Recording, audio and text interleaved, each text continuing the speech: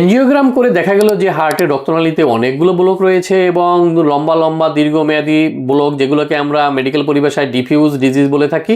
এবং চিকিৎসক খুবই হতাশ, তিনি বললেন যে না, রিং লাগাবার মতো অবস্থা নেই।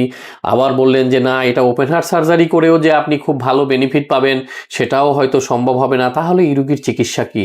রিংও স্থাপন করা যাচ্ছে না, আবার ওপেন হার্ট সার্জারি করলেও যে ব্লাড ফ্লো খুব ভালো এস্টাবলিশড হবে সেটাও চিকিৎসক মনে করছেন না। তাহলে আপনার চিকিৎসা কি?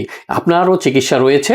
আপনি যেটা করবেন সেটা হলো নিয়মিত ঔষধ খাবেন, তার সাথে কার্ডিয়াক রিহ্যাবিলিটেশন মেনটেন করবেন।